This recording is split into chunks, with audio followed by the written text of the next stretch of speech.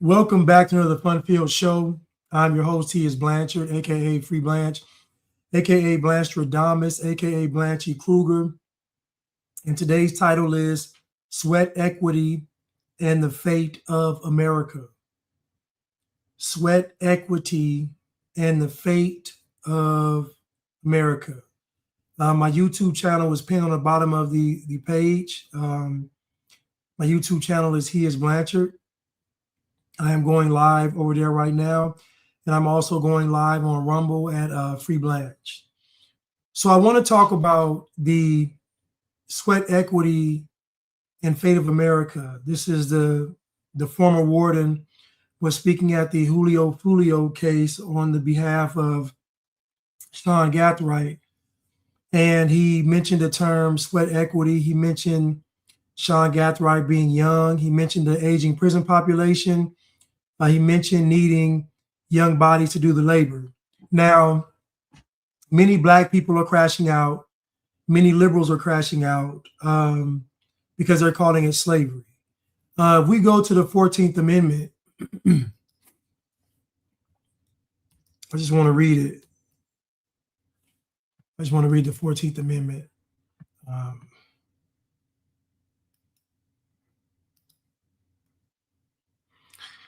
14th Amendment, Section 1. All persons born or naturalized in the United States and subject to the jurisdiction thereof are citizens of the United States and the state wherein they reside. No state shall make or enforce any law which shall abridge the privileges or immunities of citizens of the United States, nor shall any state deprive any person of life, liberty, or property without due process of law, nor deny to any person within the jurisdiction the equal protection of the laws. So the 14th Amendment basically says that not only are you, if you were born a U.S. citizen, you have your rights protected, and you are able to strive for liberty, personal life, and property. You cannot be denied due process, and you have equal protection under the law. This is what the 14th Amendment says.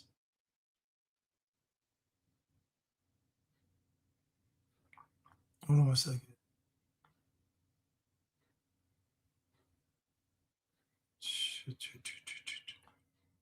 Let me go back. Let me go back 1 second. So the 14th Amendment basically guarantees all of your rights. So as a person, as a U.S. citizen, everybody has the same rights. And I'm starting off with this because once you take yourself from this 14th Amendment, you are going to be sweat equity, meaning that the 14th Amendment basically says that we all have the same rights to pursue, life, liberty, and happiness, the same rights that we're protected. We can own property. Everybody has these rights as U.S. citizens. Once you say that this doesn't apply to you, you are going to be sweat equity. What I'm saying is that once you deny yourself sovereignty, you are going to be a slave. Once you deny yourself sovereignty, you are going to be a slave. Not because you're Black, but because you're saying to yourself, I'm not a sovereign being. You see, this victim mentality that Black people relish in is going to cause them to go back to slavery. And so when that guy said sweat equity, I want you to think about a person that commits a crime that's so bad that they have to spend the rest of their life in prison. Now, the taxpayers have to pay for that person to be in prison. Let's just look and see how much does it cost? How much does a Florida inmate cost?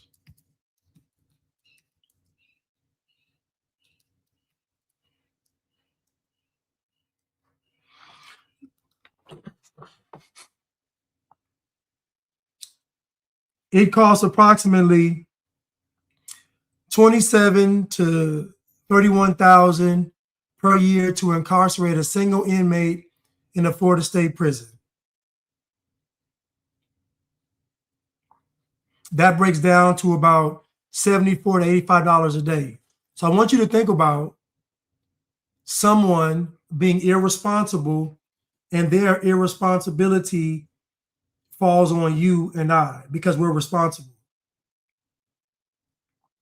I'm just so this notion that you should be able to go to prison and live off of taxpayers' dollars is insane. It's just crazy. You chose the wrong thing, and then you want everybody else to pay for it. And everybody else does pay for it. But this mentality is going to lead you all back into slavery because you're going to have the same mentality when it comes to AI, when it comes to robots. This is just a precursor for what's going to happen. A lot of Black people and people in general are going to go back into slavery. And they're going to go back into slavery not because they can't work, not because they aren't qualified to work, not because they don't have any skills or know-how, but because they look at themselves as a victim. I'm going to go back to the 14th Amendment. The 14th Amendment says all persons born or naturalized in the United States and subject to the jurisdiction thereof are citizens of the United States and of the state wherein they reside. No state shall make or enforce any law which shall abridge the privileges or immunities of citizens of the United States, nor shall any state deprive any person of life, liberty, or property without due process of law, nor deny to any person within its jurisdiction the equal protection of the laws. So as we see,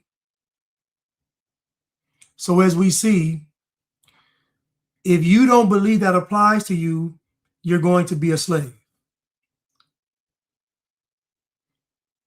If you don't believe that you are a sovereign individual, a free human being, you are going to be a slave. Because before someone can ever put you in bondage, you have to be in bondage here. Before someone can ever put you in bondage, you have to be in bondage here.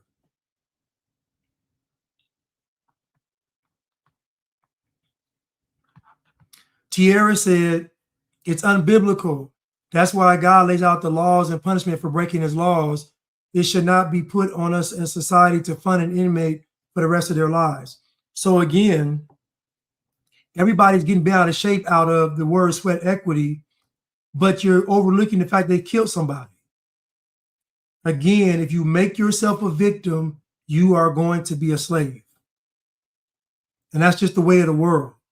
And when we are in the fourth industrial revolution, that means we are going to be competing against AI and robots. We are going to be competing against technology. Head up, human beings versus technology. But the moment you say, this isn't fair, this isn't right, I'm a victim, why are they doing this to me? You're going to be a slave.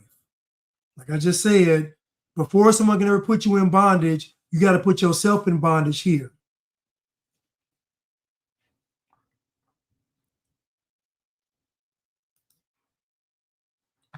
Let's continue. Hold on 1 second.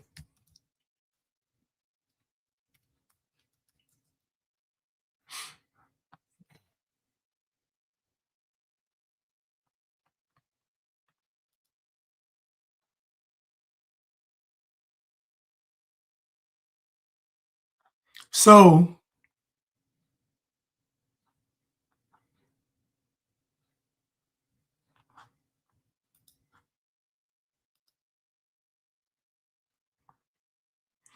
you know that if you commit a crime, you are telling this country that you want to be a slave.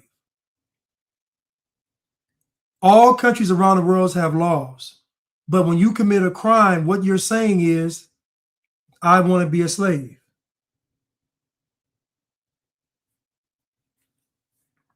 You're saying, I want to relinquish my freedom. So this goes especially to the men, dear Black men, your excuses are going to lead you back into slavery. Dear Black men, your excuses are going to lead you back into slavery. Because the moment you say, I'm a victim, you're going to take away your sovereignty, but your sovereignty doesn't just float in limbo. It's either going to be attained by you or somebody else. It's not going to exist in limbo. So once you say, I'm a victim, I'm oppressed, systemic racism, the white man, white supremacy, any of these ideologies, you're going to go back into slavery. Why? Because when you have to compete against machines, when you have to compete against AI and technology, you're going to have the same mindset. You are going to have the same mindset.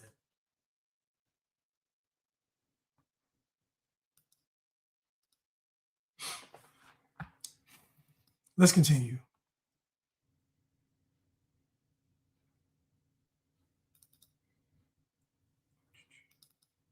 Penalty right there is death. 30 years of hard labor, nigga. Slavery. Enslaving your ass. Nigga don't even want to kill you. You know how bad it is? And they'll never bat an eye at killing a nigga. They say, no. He's young. He's able-bodied. Yeah. We need that labor. Now, I want to play... Hold on. Let me see if I have this clip. Because y'all niggas out here playing with these white people and y'all think this shit a game. I actually think it's time for niggas to withdraw in a real way. Because this shit rigged, bruh. Like, this shit ain't in the favor of niggas. Niggas gonna have to figure out a plan of how to move forward in this country because... Let me just play this. Based on Mr. Gathwright's age, physical abilities, things like that, do you think that the prison would benefit from him in a work capacity if he were sentenced to life without parole? I say yes, with my experience, not only just in classification, but as former warden and even as a jail administrator. He's someone that's young, he's healthy.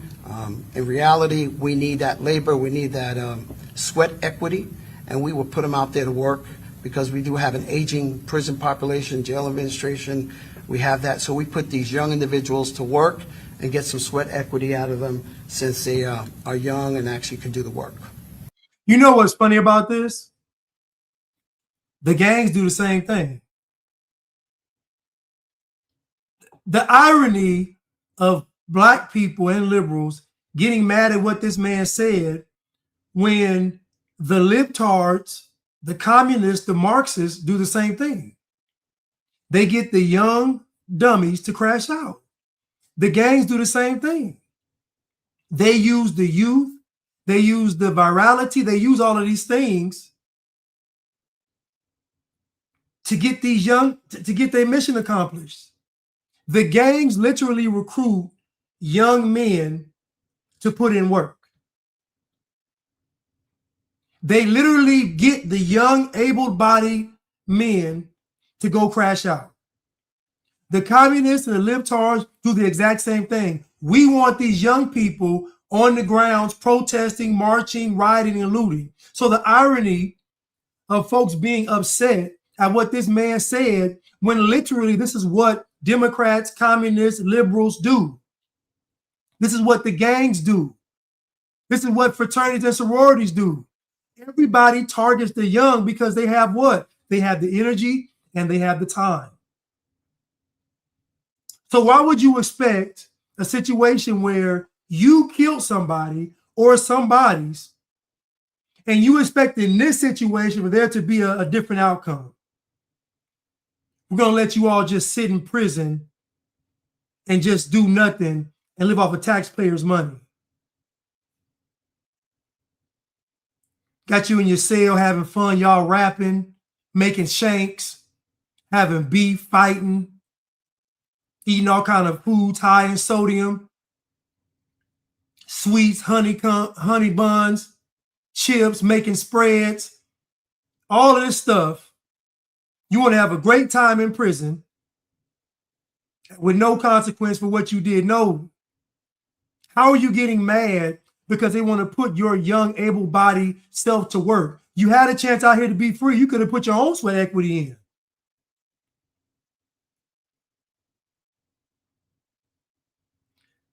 CJ said the last show, all sweat equity is you investing in yourself. So if you don't invest in yourself, guess what? Somebody else is. You think a pimp is looking for an older woman? Pimps go after young girls because they got the time, they got the youth, they got the mind. They can be molded. Everybody targets the young to accomplish their goals because these old folks can't do it. So why would you all expect the prison system to be any different? Everybody does this. Everybody's trying to appeal to the youth. How can we appeal to the youth? How can we get the young voters? Everybody, every politician do it. Everybody does it. What makes you all think that the prison system is not going to put you crash outs to work? Y'all were out here in the free world with all the opportunities. You were in a city ran by Democrats, offering you everything, even allowing you all to get away with crime for years. These folks allowed you all to get away with crimes, heinous crimes for years. And you still ended up in prison. Thank you, Naomi. Youth is vulnerable and impressionable. That's what gets you in a situation in the first place. So, dear young people, because you are vulnerable and you are impressionable, you have to literally have God, what they say, God orchestrate your steps. You need to go to God. Let God lead you because you're at a disadvantage. You are vulnerable and impressionable. You know why? Because you ain't been here long enough. You don't know enough. You're not experienced life enough. You're a sitting duck. But the folks that have an agenda, the folks that have a mission, the folks that have a plan, oh, they want you. Y'all were out here free, living your best life. So your choices were be all I can be in the greatest country in the world, or I can give my sweat equity to the prison system. Those were your choices. You chose to give it to the prison system. So when you all were making songs, spinning the block, it was all fun and games. When you were killing people, putting them on t-shirts, putting them in songs, putting them on album covers, all this stuff y'all love. But when it's time to pay the piper, now it's racism. Dear Black women, and any woman for that matter, I'm telling you now, if a man has an excuse, he is going to lead you into destruction. Ladies, if a man has an excuse, if he says out of his mouth phrases like, it's not fair, it's not my fault, why does she get to do it? Why do they get to do it? We oppressed. The deck stacked against us. All of this commentary, ladies, he is going to lead you into destruction. So I'm telling you now, you have to pay attention to a man's language. If a man is not talking from an empowered position, meaning it's my fault, and if I don't succeed, it's because I didn't do what it takes to succeed.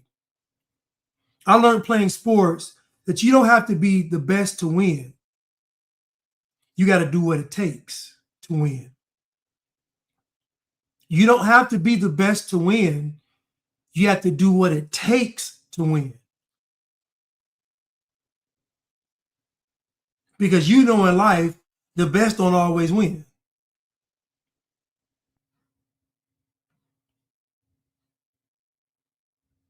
But people, especially Black people, are getting bent all out of shape behind these boys, these young men, the youngest being 20, the oldest being 32.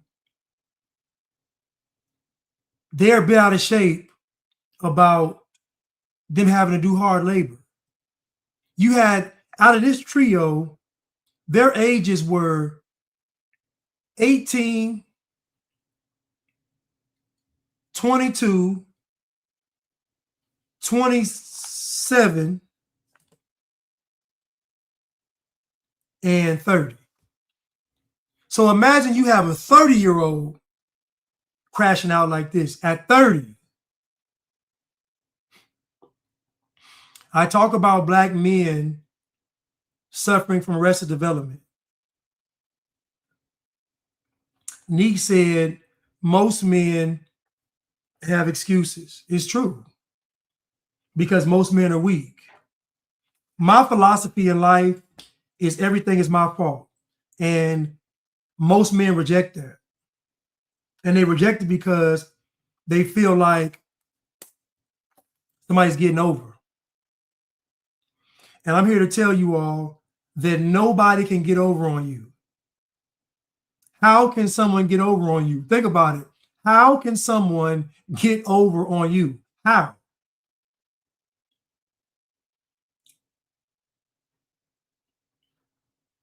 Tierra said the trick is the juvenile courts give no consequences, so the older men put the kids in the streets to do the crimes. Yep. And they don't see the game.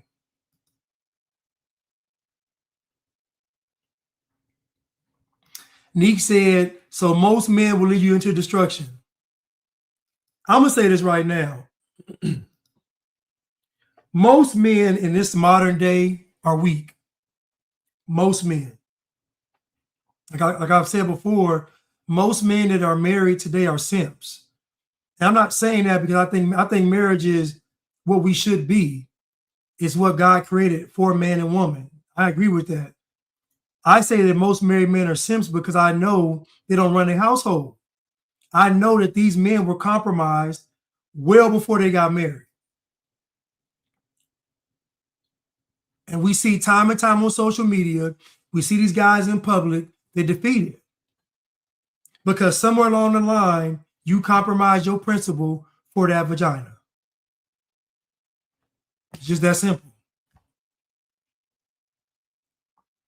This is why as a woman, you have to listen, spend time with God to know what type of man you're talking to.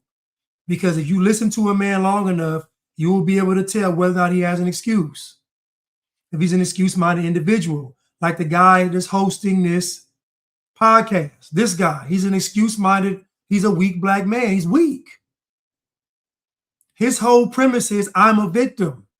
So I know the woman following him doesn't listen. There is no woman that respects a man with excuses.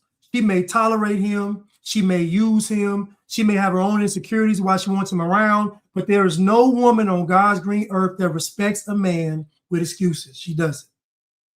And I talk about black women love black men, but they don't respect them. The reason why there's so much contention in the black community is because the black man is weak. That's what's causing all of this contention. He won't put his foot down. Now this is a motherfucking now he might as well be a cracker, but he look like an Indian that just said that shit. But they say they telling you that they have an aging prison population. I mean, you young niggas ain't going to jail like you used to. We know that via the 13th Amendment, slavery is illegal unless you get prosecuted for a crime. The second that you get locked up, you forfeit all of your rights as a citizen, and you essentially become a slave to the state or into this corporation we call the United States. So, it seems the 13th Amendment says neither slavery nor involuntary servitude, except as a punishment for a crime whereof the party shall have been duly convicted, shall exist within the United States or any place subject to their jurisdiction. So if you don't want to be a slave, then don't do the crime. If you do the crime, you will do the time. Now, these young men are not going to prison like they used to because of liberals. They don't want to, black people aren't getting punished the same. That's why. They're still committing, the crime is still sky high. They're not getting punished the same. They're not getting, I used to do videos a couple of years ago. I used to show black folks getting caught with bricks in the car, not getting locked up. trafficking dope, not getting locked up. So again, the prisons, the youth are out here not getting a consequence. That's the issue in these liberal democratic cities. That's what's happening. Because they've demonized being tough on crime. Seems like, y'all talk about YNs all day and why night, but he said we have an aging prison population, and we need these young niggas to be in here for sweat equity. That shit crazy. For labor. Yeah. We finna turn, we need y'all slave labor in here. So no, we don't want to get this nigga the death penalty. We'd rather have 30 years of hard labor. Nigga, LaQuint Dickey. Come on, Jay. You gonna be in that bitch turning big rocks To Little Rock. to little rocks. Yeah. You see what I just tell y'all? This is what I tell y'all all the time. There's no such thing as black entertainment. Black entertainment is programming and propaganda. He just referenced Django. There's no such thing as black entertainment. Entertainment for black people is programming and propaganda. There is no such thing as entertainment for black people. It's all propaganda and programming. Every day, sun up to sundown, till your back give out. Your back give out. And then when your back give out, smacking. Now notice, he can quote the movie, but he can't quote the 13th Amendment. He can't quote the 13th Amendment. All he can tell you is if you commit a crime, you a slave again. Back of the head. Smack you in the back of the motherfucking head. Then they'll consider the death penalty. Yeah. Top Herc said, Blanche, I need you to do another video on the topic of black men being androgynous. Well, they are. They are androgynous. Because what you see is a blending of the masculine and feminine when it comes to black men. So they look like men, but they have the emotional and temperament of a single baby mama. Black men have the physical appearance of men, but they have the temperament and disposition of a single baby mama.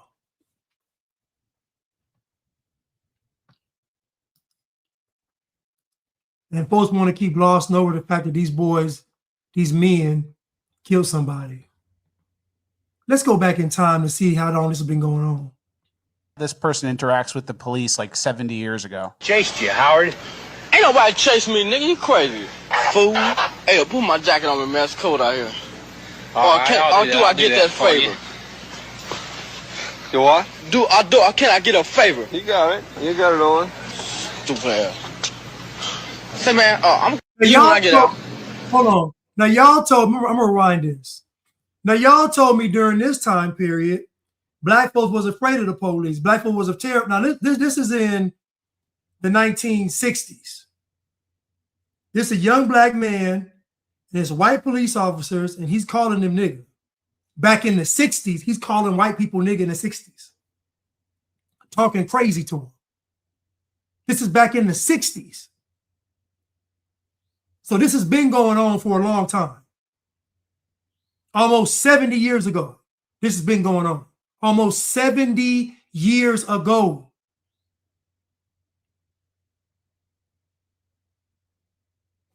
Let's continue. Check out how this person interacts with the police like 70 years ago. Chased you, Howard. Ain't nobody chase me, nigga. You crazy. Fool. Hey, put my jacket on me, man. It's cold out here. All right, I get that favor? Do what? Can I get a favor? You got it. You got it on. Stupid ass. Say, man, I'm you when I get out. You and your little punk brothers and that nigga there. And you don't believe you don't. So he's threatening the police and he's threatening the black man. This is in the 1960s. He's threatening the police and threatening the black man. Y'all told me black folks were oppressed.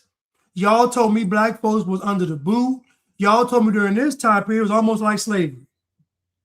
Why isn't he afraid? He's surrounded by white police officers. Why is he not afraid? Why is he afraid of getting beat? Why is he afraid of getting shot? Why is he afraid of getting killed? Why is this young black man not afraid of the police? If it was so bad like you all say, where is his fear? Now, LeBron James said that black folks are being hunted down by the police in modern times. So black folks now are scared. Why weren't they scared back then when it was worse? Let's continue. Believe did I do something to your ass little sister ass cousin or brother, whatever it is. He ain't nothing but a punk himself. He threatens the cop's life. Yeah, so you can see the language might have changed, but the same combative and oppositional, defiant energy was still there. It's like modern day, basically. Yeah, and it's a little different from the history books too. Like obviously there's different types of people at all times, but in the history books you see like the people in suits who get like the soda poured on them at a sit-in or something. Yeah, and you have finely selected people, right? You have to assume, oh, they were all really nice and white people were just racist, but there were some people like that too. A lot of people like this. A lot of people like this. J.V. Chanel said the fatigue is ancient.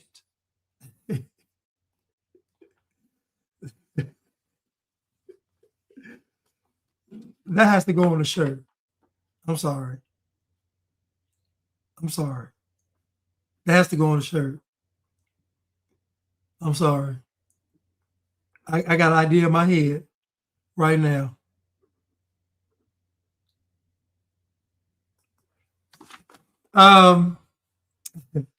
Yes, the fatigue is ancient. Somebody else mentioned the white cop is hella passive too, right? And the cops are passive. So again, the history that we've been told is a lie. It's a lie. I tell you this all the time. Context removes emotion. If you just show what history really was, no one would be offended or outraged. The only reason people are offended and outraged is because history has been a lie. If we just told history as it is, nobody would be upset.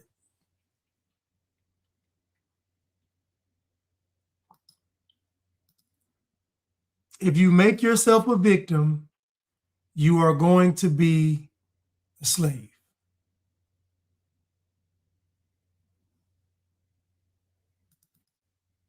Build a society with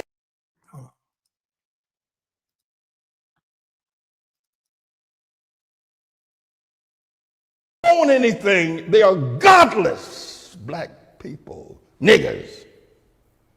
That's why I asked you to let me preach. Don't judge me. You don't know what I stand. You don't know what I stand up against every day. You have no idea. Black people, niggers, they are godless. They are hopeless. They are broke. They have no economic. They don't build anything. They don't manufacture anything. They don't own anything. They are godless. Black people, niggers. You're probably too young to remember. It wasn't always this way. But I have to tell you, and perhaps the church is no longer appealing to that group of people as well. Their mothers and their fathers have turned them against the church. And the church door has also at the same time been closed because we've reached the event horizon of the tribulation. Maestro Mark says, I think people like that man just don't like the idea of being put in a prison in America specifically because of their perceived ethnic narrative of oppression in the U.S. This rhetoric wouldn't work anywhere else. Thank you, Maestro Mark. I appreciate it. Thank you so much for the super sticker. Yes, you are correct. So in other words, if America's racist, then America doesn't have the right to judge anybody in a courtroom. So in other words, crime should be allowed in America because America's racist. That's essentially what he's saying. What he's saying is that America doesn't have the right to put somebody to incarcerate someone because America's racist. So in other words, let the criminals run free because the criminals are only criminals because America's racist. Again, if you make yourself a victim, you are going to give your sweat equity to somebody.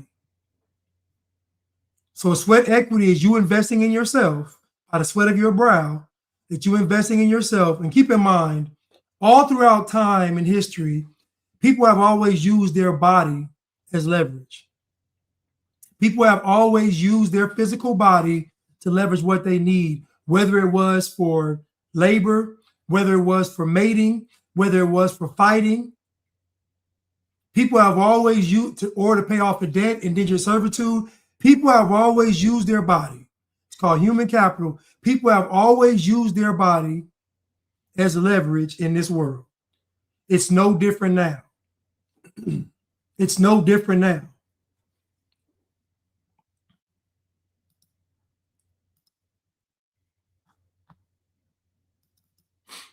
The long-legged Mac Daddy appeared on the scene. People used to go to church.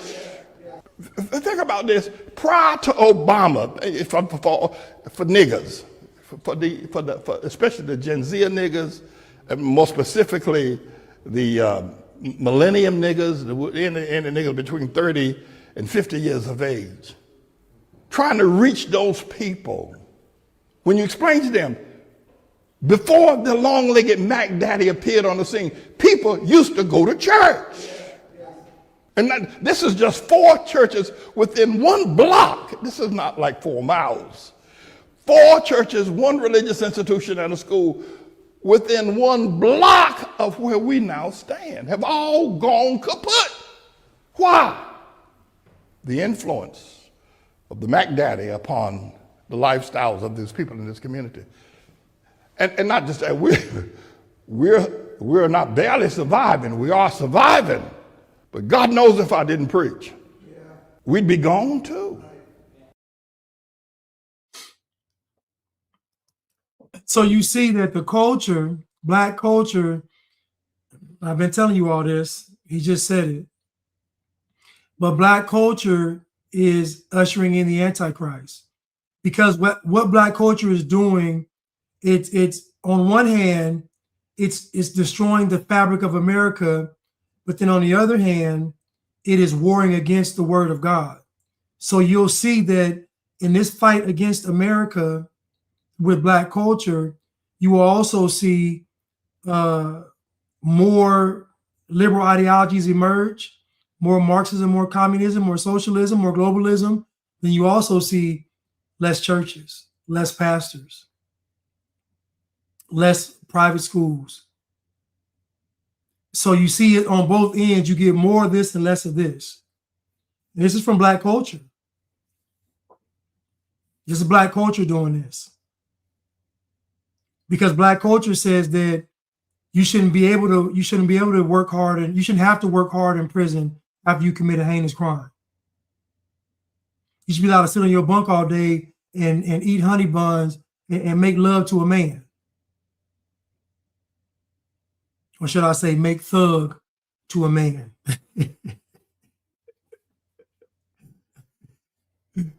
But, pause. But this is what black culture does. And so I'm going to say this again. Today's title is Sweat Equity and the Fate of America. If you are a person and you believe you are a victim, you are going to be a slave. This is why I talk about, J.V. Chanel said, boomers worship Obama. This is why I talk about I just lost my train of thought. It just slipped that fast. It'll come back to me.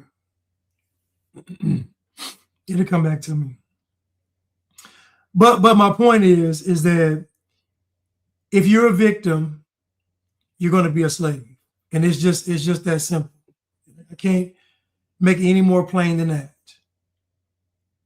You got to have somebody who can raise that child with balls.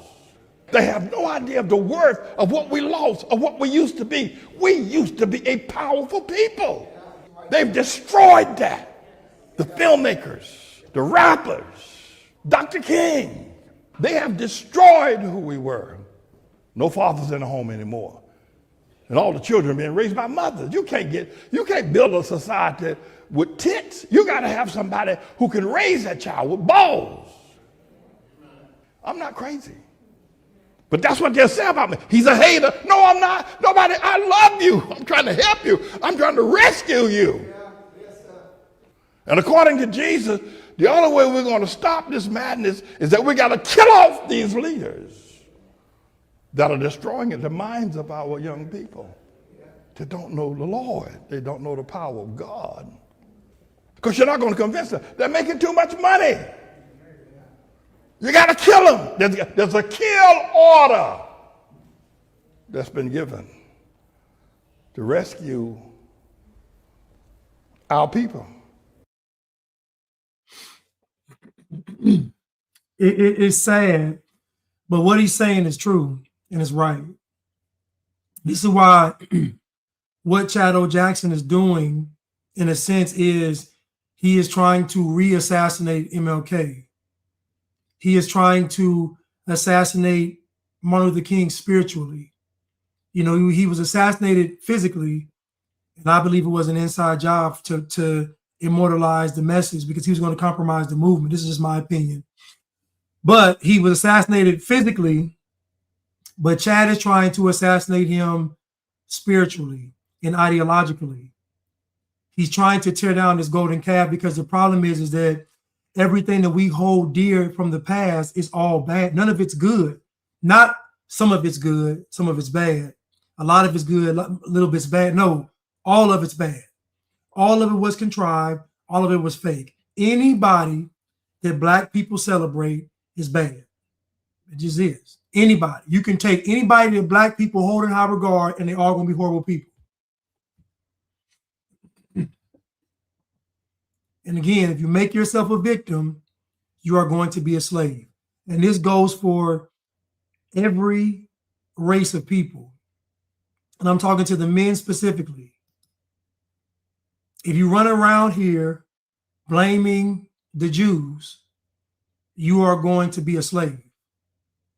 I'm not saying that the people that are powerful and Jewish aren't causing problems.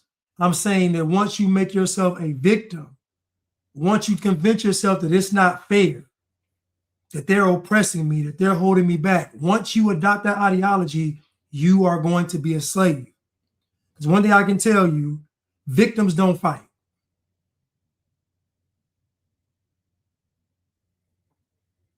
Victims don't fight.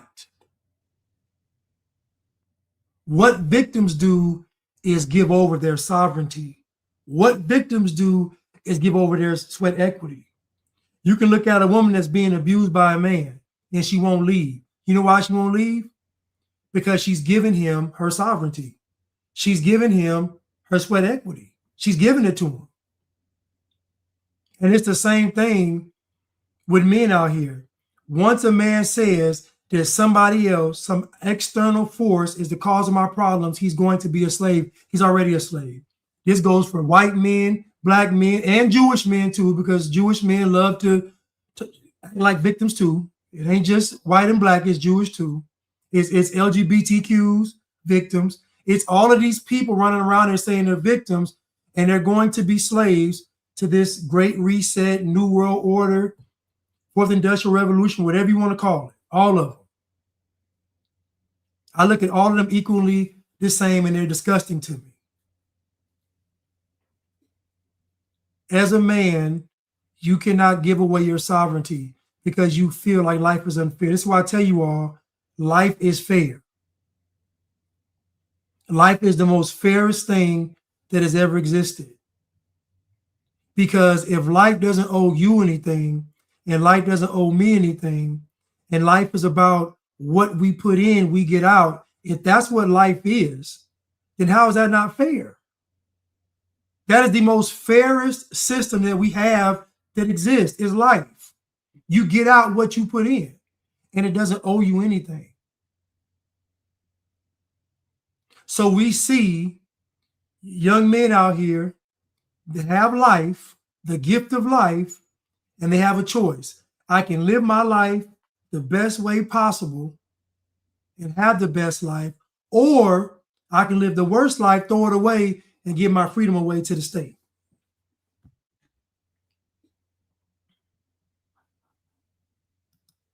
The choice is yours, but life is fair. And many people struggle with life not being fair because they've been told that when bad things happen, it's for this reason.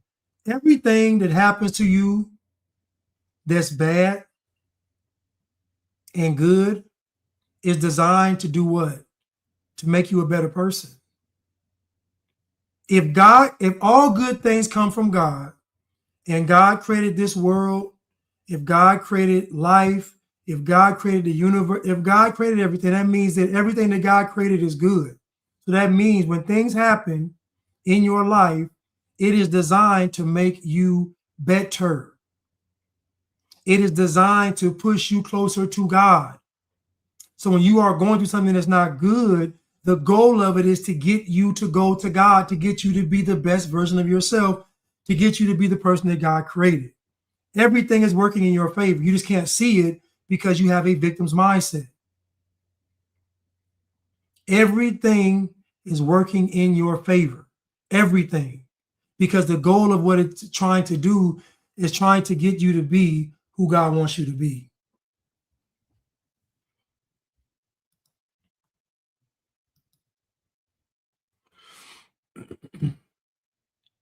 Let's continue.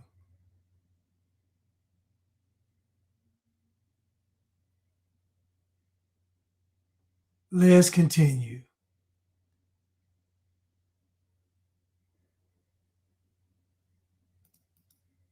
We get to what for some people is the uncomfortable part of this conversation, because we all know where the answer starts, except we aren't supposed to say it out loud.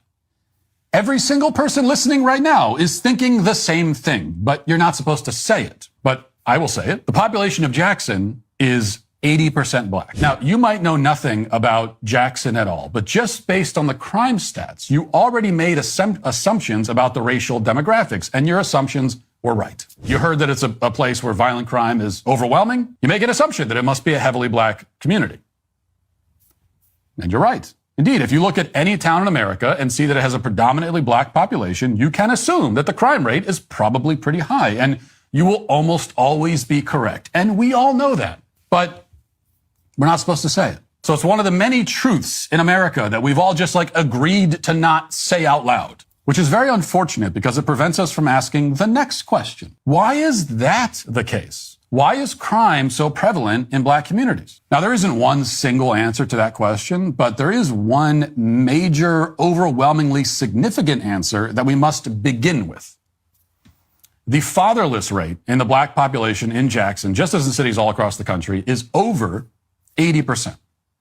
Now, you've heard stats like that before, especially on this show, but you hear it so often that it might not really sink in. I mean, really think about it. Over 80%. I mean, we are rapidly approaching a point where married parents and intact families simply just don't exist in Jackson or cities like it at all. In fact, the fatherless problem is so pervasive in Jackson and other cities in that state that the out-of-wedlock birth rate in all of Mississippi is now over 50%. In the entire state, a child in Mississippi is more likely to be born to an unmarried mother than to a married one. It is not possible to have a functioning society with statistics like that. There has never been in the history of the world a functioning society with statistics like that. Ever. It's impossible. It is a guaranteed recipe for crime, violence, dysfunction, and chaos. So, because Matt Walsh is white, what he's saying will be seen as racist. But what he's saying is 1,000% correct. Because what he's talking about is these are things that are going to lead you to give your sweat equity away. Not having a family structure. Because think about the father being absent, what it does to the children destroys their self-esteem. Because children get their identity from their fathers. If the father isn't present, then who is the child going to be? And their identity is linked to their self-esteem. If they have poor identity, then they have poor self-esteem. if they have poor self-esteem, they're going to see themselves as a victim. And they're going to end up giving away their sweat equity. You end up being slaves. So what Max Wall said, when you hear the term high crime rate, you know it's black people. When you hear gang violence, you know it's black people. Even though there are Hispanic gangs, even though there are Asian gangs, when you hear gang violence, you know it's black. Because you know why? Because most of the gang violence is committed by black people. Black people commit the most crime. And the reason why is because when people get on TV and talk about it, they blame white people for it.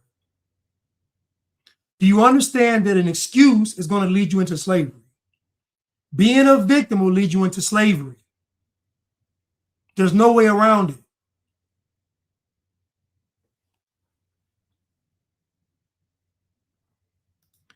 Thank you, G. Lantigua Uno.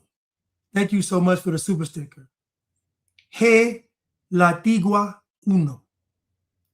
Thank you. But let's continue.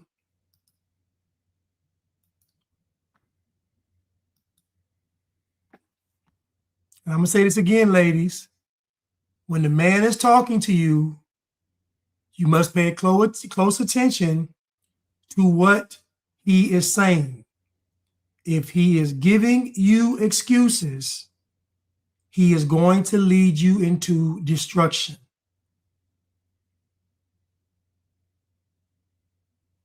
He is going to lead you into destruction. What is it about your ancestors that makes you proud to be black?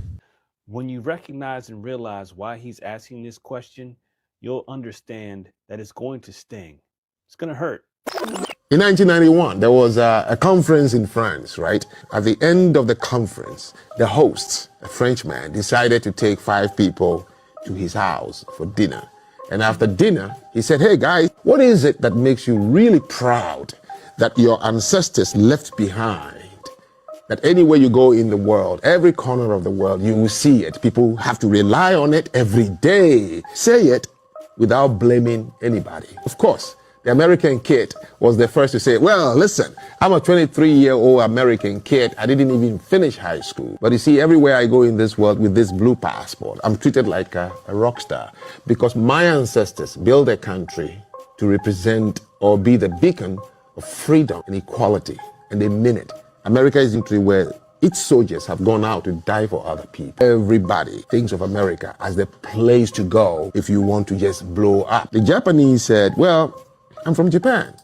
There are 196 countries on earth, and in each of them, every 5 cars, 3 are Japanese. Every hospital in the world, the equipment that has saved lives were built in Japan. Appliances in the kitchen, on and on and on. It's the most beautiful, well-organized, hard-working culture in Asia. We're not just Asians. We are very one of a kind. And that, when I travel as a Japanese, the way people treat me is because of what my ancestors have built in this world. It's what they are robbing off me. Now, if you are, since you are black, and you are the last person in the room, what would you say about your ancestors that in today's world, from 6 a.m. to 12 midnight, this is what your ancestors left behind, that everybody have to rely on it just to make the day go by? What is it about your ancestors that makes you proud to be black? So the video ends there without a response. And what you'll find if you try to ask this question to black folks is that many of them won't have the greatest response. The purpose of that question isn't to hurt feelings or make people feel bad, but it's to spark the thought of maybe we need to do something different. How about look at these things for what they are, accepting them, and making a conscious effort to do better. Think about it. No more yaza baza. Yeah, so basically, Frank Zanu said that every other, you could say, race of people around the world have contributed to where it affects our daily life. We need the contributions of every other nation to function throughout the day. Then he asked these young people, what have your ancestors left behind that people actually need? What have the ancestors left behind that people need? Now, what black folks have done is they just made up a lie and said black folks created everything. Just made up a lie. Black folks created everything. They don't want to. But if we think about it, think about what black people claim is the greatest injustice to them. Think about it. Black people's greatest, or what they believe is the greatest injustice, is slavery. This is what black folks hang their hat on, is slavery. And so if the ancestors were truly beneficial, then black folks would have never been slaves. If you're telling me that black people were the first on the planet, and they had been here millions of years before white people, then why didn't the ancestors warn black folks about slavery? Okay, let's just say slavery in America. Slavery in America started in let's say 1619. So in 1618, why didn't the ancestors warn black people of slavery? In 1617, why didn't they warn them? In 1616, like, where were the ancestors before slavery? And then my question is, what were they doing during slavery? And then my question is, what were they doing after slavery? You all have claimed of going through all this. You have a traumatic history where you've gone through all of these hardships, but yet the ancestors have been there the whole time. And they have not one time gave you all a clue or gave you all a message or told you all what to do and what not to do. Why do I have to light incense, rub shea butter on my face, kiss the ankh, wrap my head up, why I gotta do all that stuff to talk to the ancestors? If the ancestors love me, why I gotta do all that stuff? Why I gotta end my sentence with Hotep or Ashe? Why? If the ancestors love me, why don't they just tell me? It don't make any sense. Y'all have gone through all of this traumatic history and the ancestors have been there the whole time and they ain't said a word to you. You got to go do all this weird and funny stuff. You got to burn candles and build shrines and do all this stuff to get some game from the ancestors. So what Frank Zanu was basically saying was that your ancestors have done nothing for you. They've made no contribution to this world. They just haven't. I'm sorry. Thank you, Nadij Amor. Thank you so much for the super sticker. Thank you.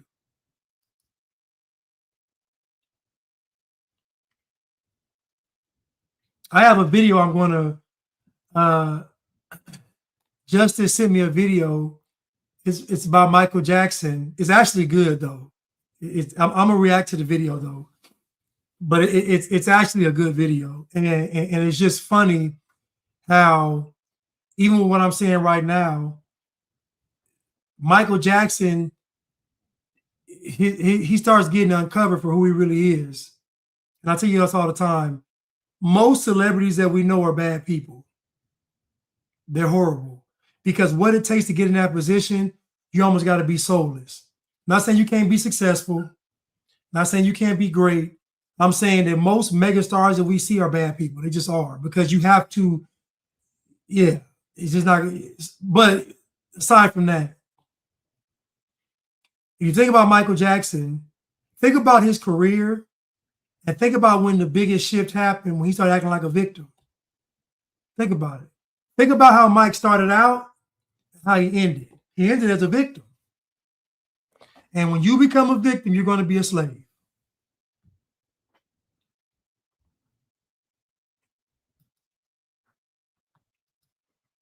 You know what I find interesting?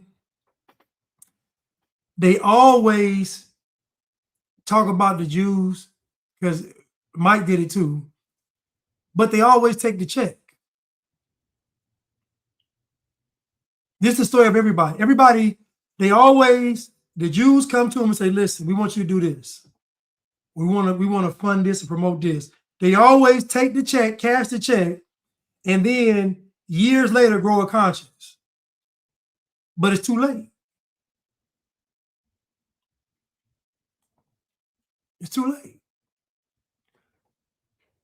The devil will always give you what you want, but he will never let you enjoy it.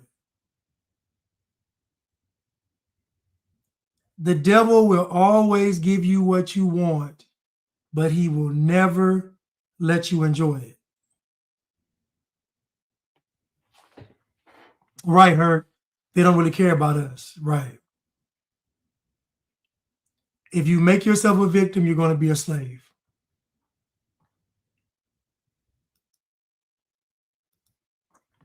But let's continue.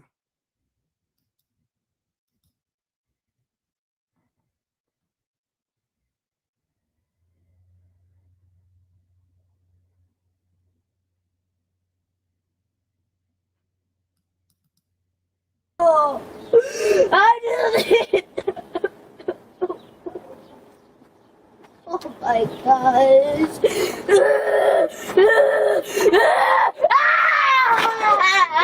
I don't care.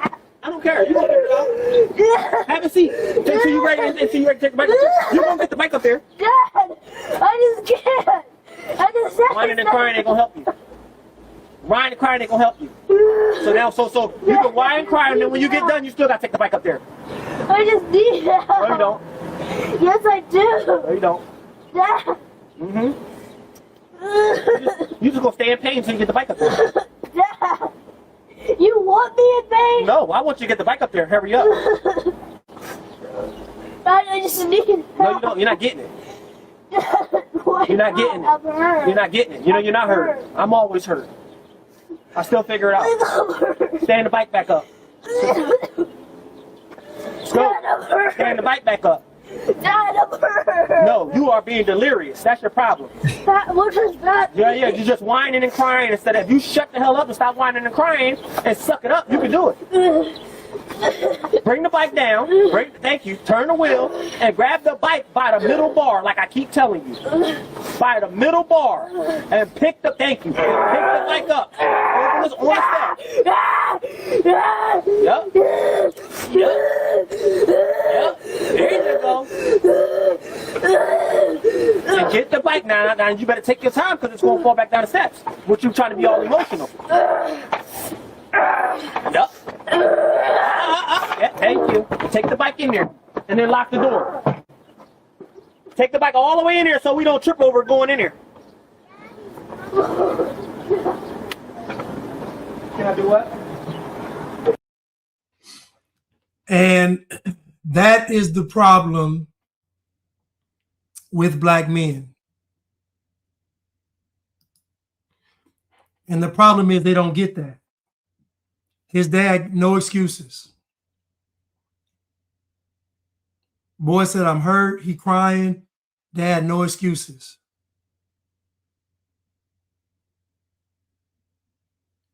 No excuses. And then the little boy turned his anger and frustration into action. He pushed that bike up there because he was upset. Anger is good if you can channel it and use it in a positive way. Being upset is good. If it gets your actions to be steered positively, it's good. That little boy was crying and he got mad, frustrated.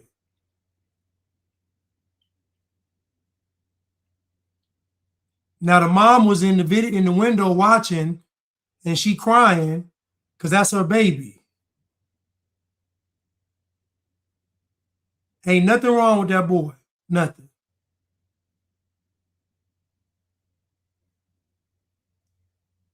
Nothing.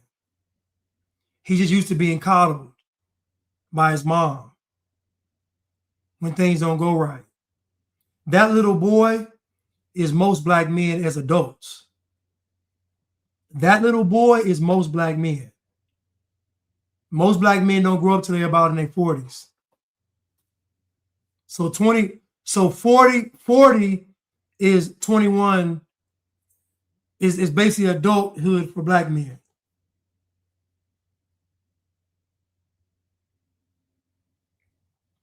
Justice said the issue is too many black parents know the line between discipline and violent abuse. Yeah, because most black parents are stressed. So they beat the children as a stress reliever. It ain't discipline, it's a stress relief. These black parents are victim-minded too. It's the white man's fault for them too. Most black parents got a victim mentality. Most black parents are stressed out because they bought the lie. They gave away their sovereignty. Now they're giving sweat equity to Satan. That's most black parents. So most black parents cannot effectively discipline their children because it's done emotionally and not practically.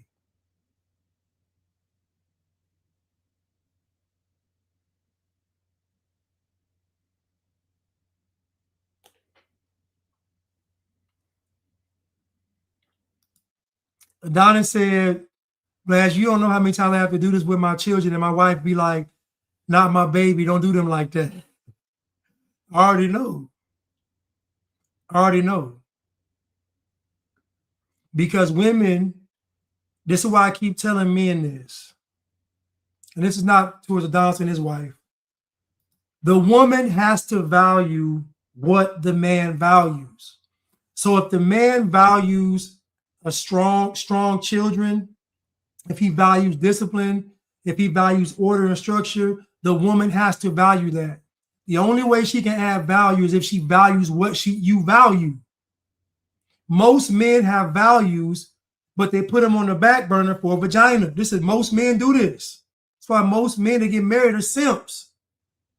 They don't properly vet the woman. If you properly vet the woman, she probably gonna leave. This is most men, regardless of the race of the woman in these Western countries. But this right here is what young boys need. This is the importance of a strong father. He didn't yell at that boy. He didn't put his hands on him. He just stood there and didn't budge. He kept repeating the same thing over and over again.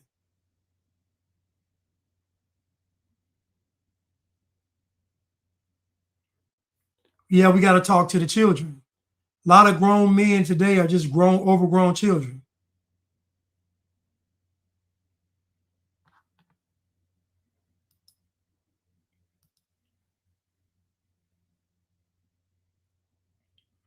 Just overgrown children.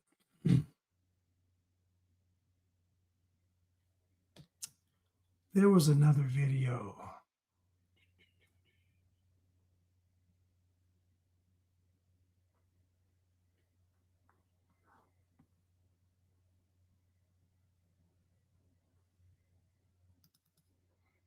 We miss her. A grieving family is demanding accountability after their 4-year-old child drowned earlier this month. It happened at short-term rental property in the Ives Estates neighborhood. Ari Alger shares that mother's emotional message. Ari.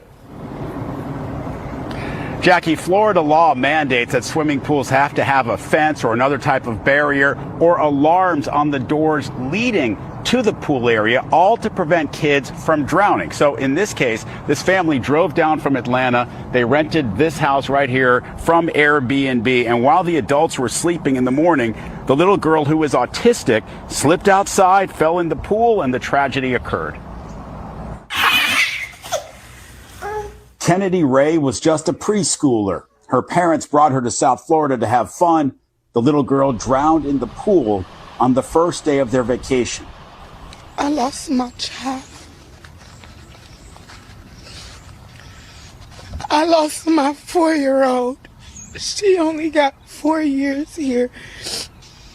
We loved her so much. We miss her so much. I'm never gonna hear my child laugh again.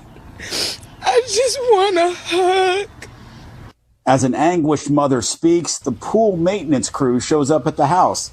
The family's attorney says the Airbnb had no pool fence in place. The post holes were empty. And the doors to the pool were not alarmed. Common sense and the law requires safety measures in place, barriers, alarms, the exact type of simple things that keep Kennedy with us. Airbnb sent us a statement saying the loss of a child is a tragedy and our hearts go out to the Ray family.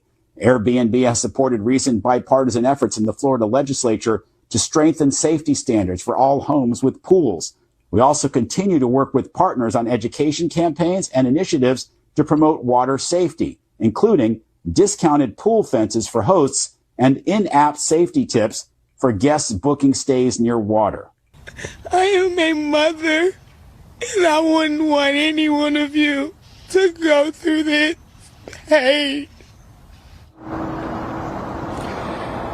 Now, the video you saw of the pool area was provided to us by the law firm. They say it was shot shortly after the tragedy, and the family's attorney says they will file a lawsuit against Airbnb and against the property owner in the coming weeks. I would just love to see if they disclosed to this property owner that they had a 4-year-old autistic child.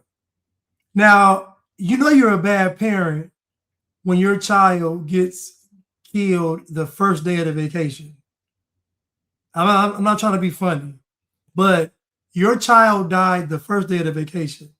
Not in the middle of the last day, but if your child dies the first day on a vacation, you are a horrible parent.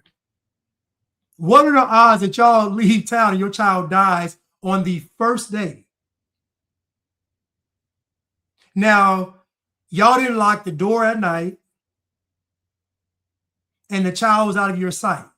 Why is the child up 4 years old autistic walking around the house, walking around a stranger's house? Why? What are y'all doing? What were y'all doing? Now, my mind immediately jumps to, because she seemed like she's fake crying. This is my opinion. She seems like she is fake crying. This is just my opinion. These tears don't seem genuine. These crocodile tears, I ain't buying it. I suspect some foul play in this situation. I don't know what it is, but I don't believe it. My mind immediately jumped to killing that child for some insurance money. I don't know. The child choking or something. They threw the child in the pool. I don't know. But there was some foul play that happened here. And it's not this child just got up in the middle of the night and went to the pool and jumped in. I don't believe that for 1 second. I don't believe it. I don't believe it. Why wouldn't that child be with you all? How could that child be out of you all's sight that long to wander through that house and go outside and get in that? No, I don't believe it. So I think what happened is they did something to the child died, and they threw the child in the pool and made up some story. Because these tears that she's crying, I ain't seen one tear, I ain't seen a single tear drop from her eyes. And Black people can't act. Black folks are horrible actors and actresses. So I suspect foul play by the parents, but because they're Black, they're going to get a check, which is what they wanted. So, but I suspect foul play. It was an inside job. Adina Francis, her and that dude she was with, I don't know if that's baby's father or not. I don't know who she's with or what she was doing. Was she down there tricking? I don't know what was going on. But I know it was foul play. That baby didn't wander in that pool and drown. That's not what happened. That baby was dead before, and they threw that baby in the pool. I guarantee it. I don't know how it happened. I don't know what happened. I suspect foul play, because ain't no way that child done wandered through that house, 4 years old, and went to that pool. What was y'all doing? You can't tell me what y'all were doing. You won't even mention what y'all was doing.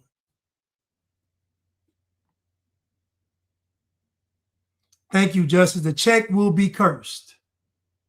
All money ain't good money. The check will be cursed.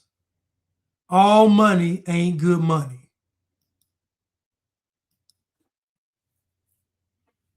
All money ain't good money.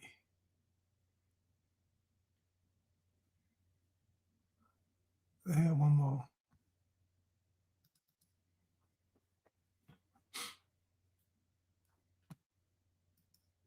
In the last year alone, and I've wondered, is there a pandemic happening that I'm not aware of? I'll say for me, in the last 8 months, I've lost 11 friends to stage 4 cancer. Oh my God. Like, even the day that I found out D'Angelo had cancer, D'Angelo was the 6th person in a 24-hour period that broke the news to me. And even then, it was like in humor, because 5 other people had broke the news to me like earlier that day, and speaking to him late at night.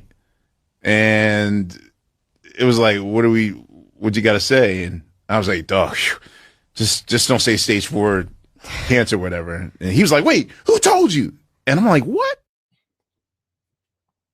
Now this Questlove said that he's had 11 friends die of stage 4 cancer in the last year. And he don't want to say it. Now now think about this now.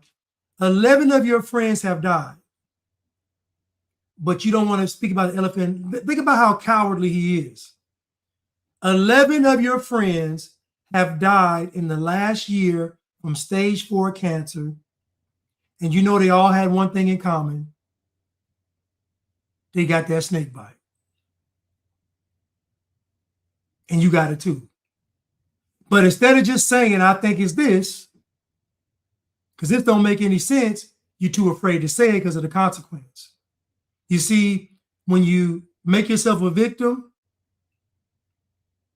you give your sovereignty away, you're going to be a slave. So imagine a grown man who's watching his friends die around him. 11 in a year is crazy. That's a person dying every month from stage 4 cancer. It's not a coincidence. So imagine everybody dying around you, and you're too cowardly to say what it is. You know why? Because he's already a slave. See, we ain't got to get to the prison and sweat equity. We can talk about it in the free world, how folks are slaves now. And guess what?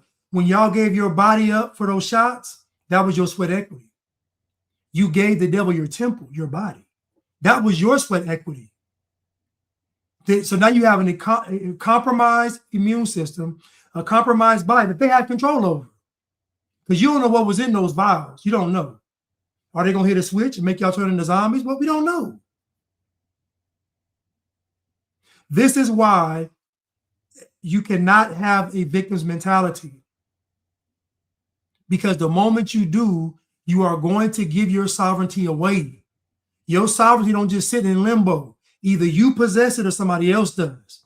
So now a lot of you all have something in your body that the devil has access to. The devil has access to something you put inside your body.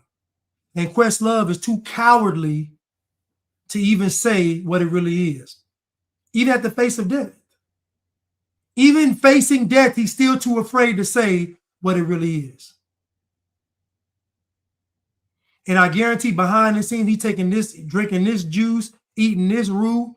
He's doing everything. Detoxing, mRNA,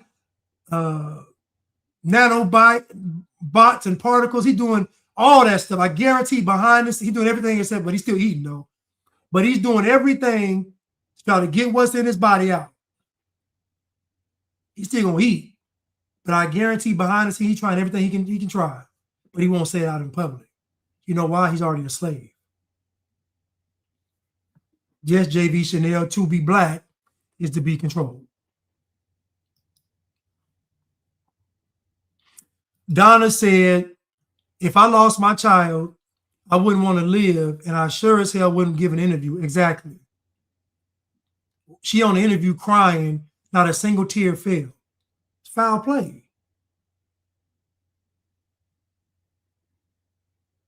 Foul play. Claude said, life insurance, lawsuit scams, courtesy of your own child, typical black activities. Yeah. Yes. Everybody watched that video of that woman crying on that camera, and y'all all thought something ain't right. Y'all all thought the same thing. Something ain't right. You didn't know what it was, but you know something ain't right. So Questlove having 11 friends die of stage 4 cancer in the past year, you know something ain't right. So when you figure out that something ain't right, you got to start investigating. Think about thinking something is not right, you don't take it a step further. Think about seeing something that's not right, you say, okay, it's not right, I'm gonna keep going about my business. No, that's a coward. Thank you, Neek.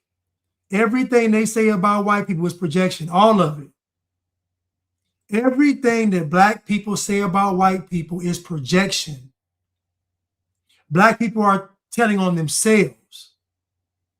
Everything that black people say about white people is pure projection. It's pure projection. Because people are people. Every group of people has their liars, their thieves, their murderers, their crooks. Everybody has it in their group of people.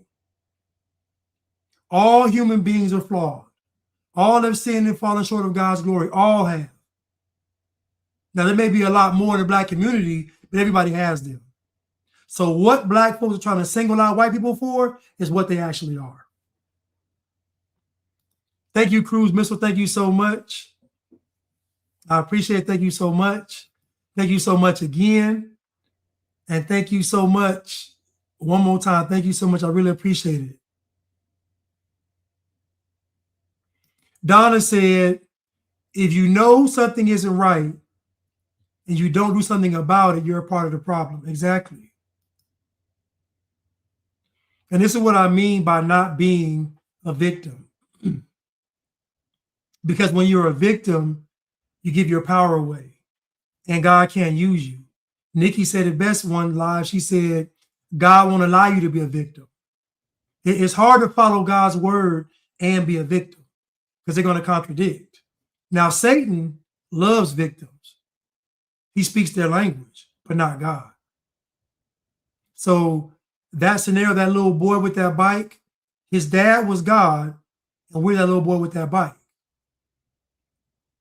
And we kicking and screaming and crying and making excuses and whining and being a victim, and God is the same. God is not moving.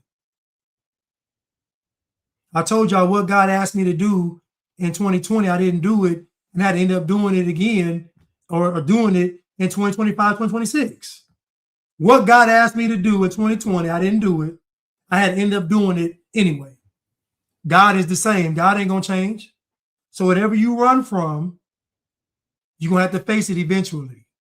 Whatever God asks you to do, He's going to ask you to do. It's still on the table. It is not off the table.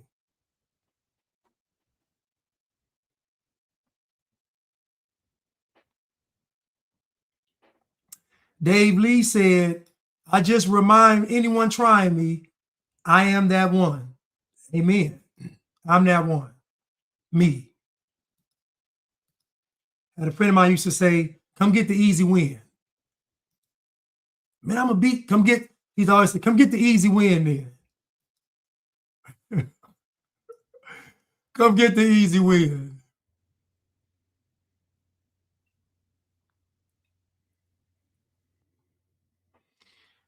I think that might be. I'll end right here.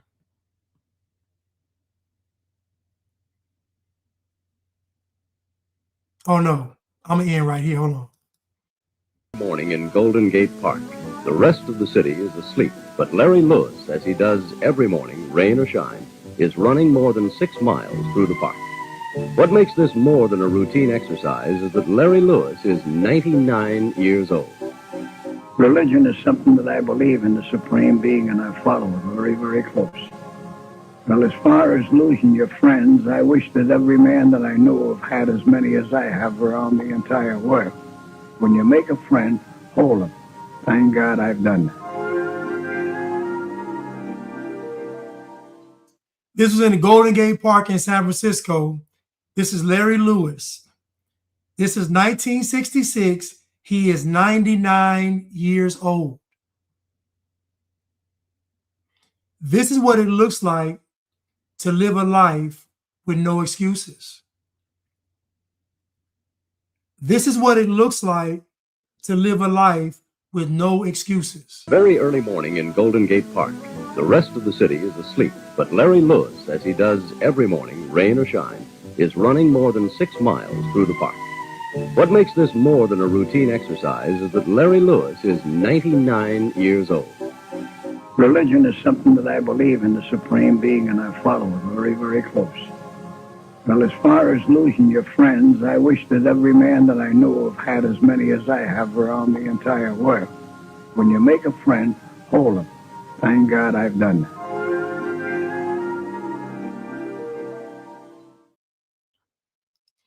So let Larry be a testament and motivation to us all. No excuses. This man is 99 years old, jogging 6 miles every day. I was getting up and I was walking 4 miles every morning, getting great results, and my foot started hurt. I couldn't even do it like I want to do it anymore. Hopefully I'll be able to get back to it, but I'll be getting up in the morning and working out. Not every day, but maybe about 4 days a week, but I'm gonna start back doing it at least 5 days a week. But my point is there's no excuses. And this guy is saying no, and look what he said. He said, I believe in God and also keeping my friends. This is a man living life. A lot of us are alive, but we ain't living. Most people are alive, but they are not living. They're just alive. Not being who God called them to be. Today's title is Sweat Equity and the Fate of America. Dear Americans, if you don't make a decision today, you are going to end up being slaves. Everybody in America. The entire world is looking at you. You're the last piece on the table. The last piece on the board is America. And they're trying to get rid of it. It's been a century-long war against America. Over a century and a half.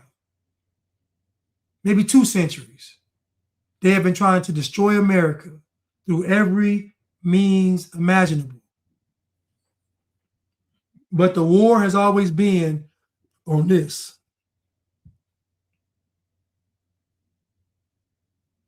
On this.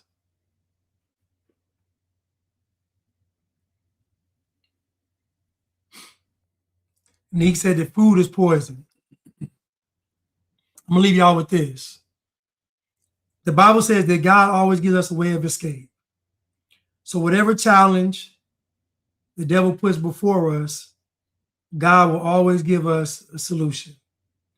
I love y'all. Thank y'all so much. I'll see y'all soon. Thank you.